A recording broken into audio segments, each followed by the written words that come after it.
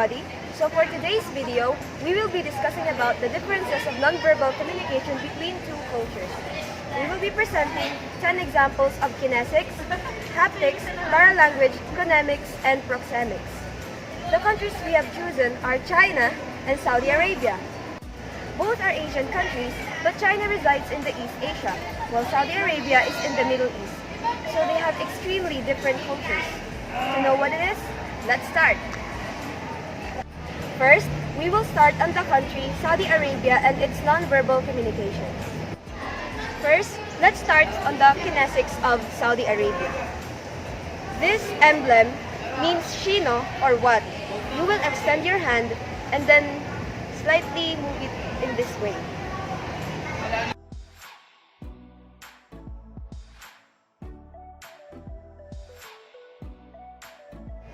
So the more you whip the hand, the more eager the speaker wants to tell what. The next example of kinesics is this. This is a regulator, which means be patient. So you will put your fingers in the middle all together and then move it upward and then downward.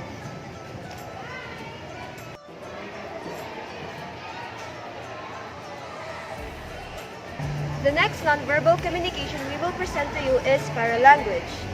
An example of paralanguage in Saudi is, you will click your tongue accompanied by a nod.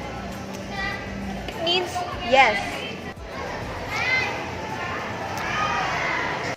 While this paralanguage, it means no. It has a lower tone when clicking the tongue and nods your head downward.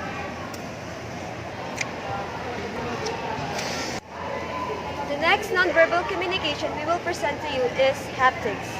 In Saudi Arabia, left hand is considered unclean for it is used for personal hygiene, while right hand is used for passing objects or for interaction for other people.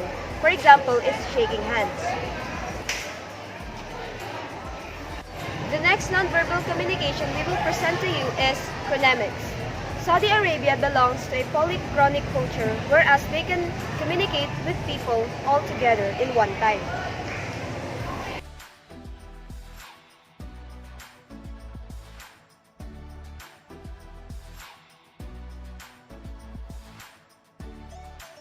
The next nonverbal communication we will present to you is proxemics. In Saudi, they follow the standard proxemics rule, whereas they had an intimate, personal, social, and public distance. The next culture we will present to you is China. First, let us start with kinesics. In China, this symbol means thanks. You will put your hands together, head level, and then bow slowly.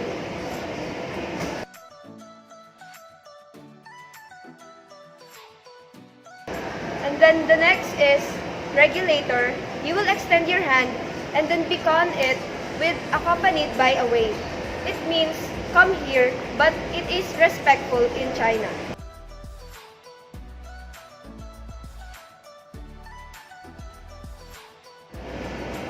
This paralanguage sh means disapproval. You will put your fingers on your lips and emit a sh sound. In normal cultures, that means silence, but in China, it means disapproval.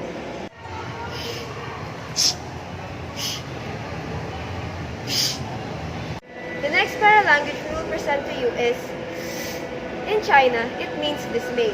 You will suck air with using the teeth. It means dismay.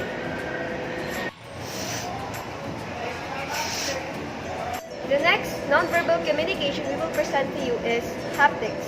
In China, if an opposite gender touches another opposite gender, it means affection.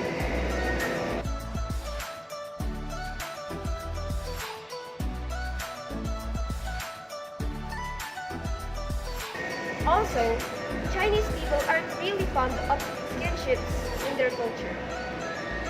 The next nonverbal communication we will present to you is proxemics. In China, even Chinese people with intimate relationship keeps a social distance in public.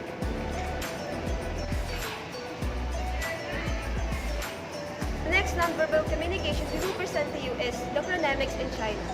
Since it belongs to a country with the largest population, they value time very strictly.